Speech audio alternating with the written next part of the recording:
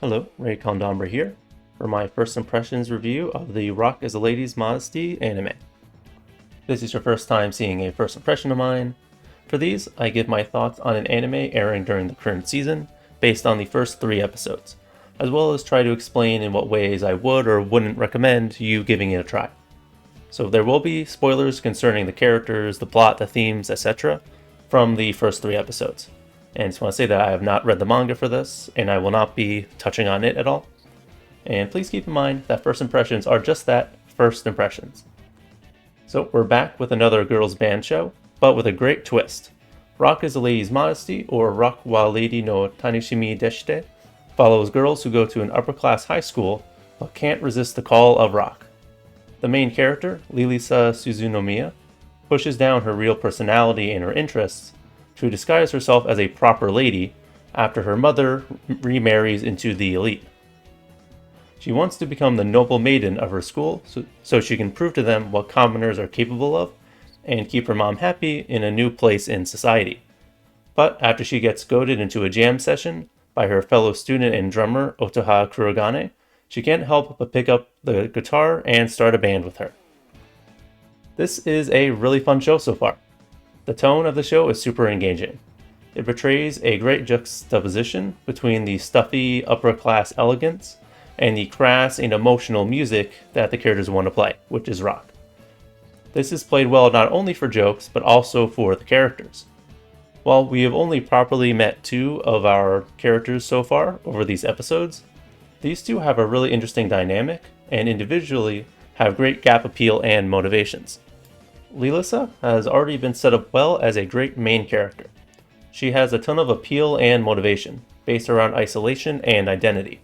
Since she was a kid, she picked up a love for rock from her father, but this didn't fit in with the interest of the other kids around her. So this led to her being isolated, but seemingly still happy because she could enjoy guitar with her dad. But when that was lost and her mom remarried, this flipped. With her rich girl mask on, she is surrounded by friends and adoring fans. But she is miserable on the inside after removing everything unladylike from her life. She develops the assumption that she cannot be true to herself to fit in. She has a lot of angst surrounding this that is pretty interesting, and that I'm really looking forward to seeing explored further. And I really couldn't help, I just had to throw this in. There's one shot of her with like a shadowed scowl, and it just reminded me so much of the like shadowy angry Goku from the meme. So Lilisa is a goal-driven person who will put up with anything to accomplish her goals. You see how hard she has worked to get where she is, which makes you want to root for her even more. And just another detail about her I love is her anime hair. I really dig it. Her hair practically takes up the width of 3 people, and I just think that's hilarious. It's fun to watch it move around as she does and see how it like matches her emotions. I really like her design. You can tell she's the main character from a mile away in the very stereotypical anime way, but I love it. Otaha is pretty great too, and she pairs really well with Lilisa. She's a natural member of the elite, as far as we know, with her elegant rich girl personality not really seeming like a facade. And she's basically the gem of the school in the eyes of others, the perfect woman loved by all. She is the main competition for Lilisa becoming the noble maiden. But she also has a massive gap in personality. For her, it's when she gets riled up while she's playing, leading to her going as far as cursing Lilisa out. She plays the drums pretty much for the fun of it, purely, while Lilisa is more goal-oriented with her enjoyment. Otaha challenges Lilisa's notion that her identity and her circumstances matter when it comes to pursuing what you want. I'm really excited to see where their differences and ideals take them as we get further in and see how their dynamic can change and grow, etc. These 2 already have a really great rapport between each of their 2 sides that they individually have, and it's just really fun to watch. And when it comes to tone and going more into their dynamic, the show is angsty and crass in just the right ways. Yeah, I must mention that the show is very explicit with making allusions and jokes about sex. Lilisa and Otaha's jam sessions are directly likened to them having sex on multiple occasions. Like the way Otaha pokes at Lilisa into playing both times is basically Lilisa like getting pulled into angry sex. I think this works very well with the show.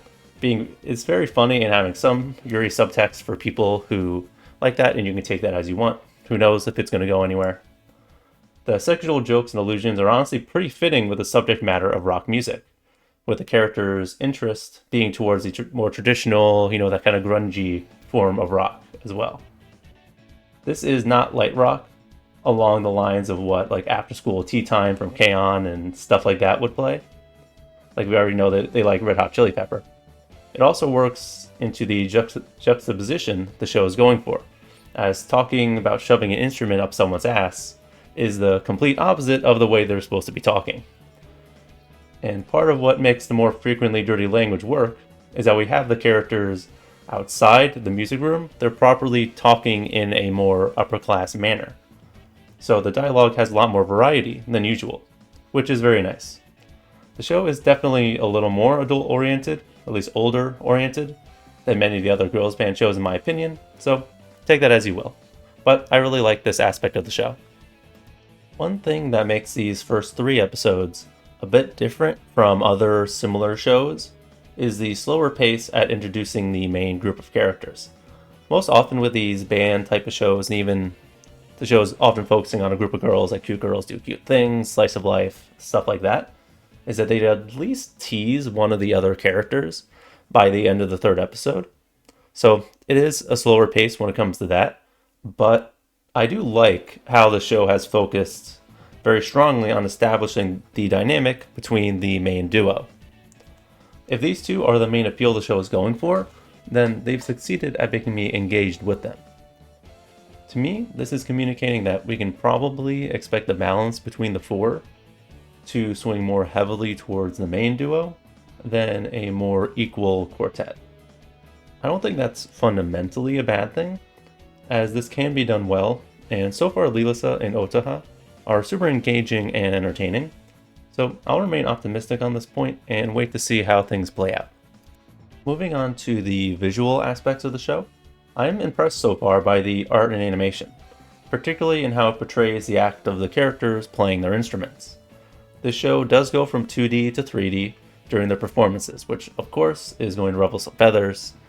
Thing about me, I'm not fundamentally against 3D and CGI being used in anime when it's being done in a good way, it's not just being lazy, etc. But here, I have no issues with it so far. The transition from 2D to 3D, I think, is pretty seamless. The animation for playing the instruments also looks great, and you can really tell that they do motion capture. One design choice that really sticks out is the emphasis on sweat. It makes sense from a simple logic standpoint, as intensely playing instruments takes a lot of effort and really wears you out, especially if you're playing very emotionally and energetically like Lilisa and Otaha do.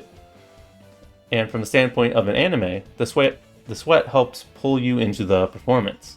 It feels more real and makes you buy into the energy and the emotion of the characters. And also from a visual standpoint, I really like the expressions we get, especially during those performances. They have a lot of big teethy grins and things like that again really put the passion from the characters on full display towards what they're doing. And on the topic of the music playing, the only potential negative point I can bring up is that this show does the very anime thing of characters heavily monologuing as they play and monologuing their reactions to what the other person's doing and stuff like that while they play the instruments. It's not exactly a bad thing per se, but I think this can kind of get overdone and grading over time. So we'll see if that ends up actually being a problem, but I guess I'm kind of neutral on it, but maybe a little concerned. But again, I prefer remaining optimistic. And on to the last point, we have the voice acting for the main leads, which is really great. They both play at being angry rockers and elegant ladies really well. This really plays good into the juxtaposition that the show is going for, and really just helps it really get that across and make it work really well. So, in conclusion, I am loving the show, and I think you should give it a shot if anything I've talked about sounds interesting to you. It's funny, it has great main characters so far, and it looks really great. Its execution of the contrast between high-class society and the rock music is really solid. If you want a series with angsty and confrontational energy, more along the lines of something like Girls Band Cry, then this is definitely for you. If you are looking for a show that's more chill, stuff like that, like Bocchi the Rock or K-On!, maybe this is too much for you, especially if there's anyone who watched Girls Band Cry and thought that was too much, this will probably be too much too. Yeah, and I would definitely, even though it is like, it's a girls' hobby show, I would not call this a cute girls do cute things show, personally. By how I consider it, it really doesn't have that vibe. But that's not fundamentally a problem unless that's really exclusively how you enjoy your girls do things hobby type shows. But yeah, I think this show is very good. And yeah, I definitely think you should check it out. I think this is one to keep an eye on. And I'm really excited to see where it goes from here. And with that, thank you very much for watching. Please like and subscribe if you enjoyed. I cover the seasonals very consistently and doing things like first impressions, reviews, and stuff like that. And yeah, if you enjoy anime and manga reviews and analysis and stuff like that, please stick around. I would appreciate it. And you can check out my website in the description, which has write-ups of pretty much everything that goes up on my channel for the most part.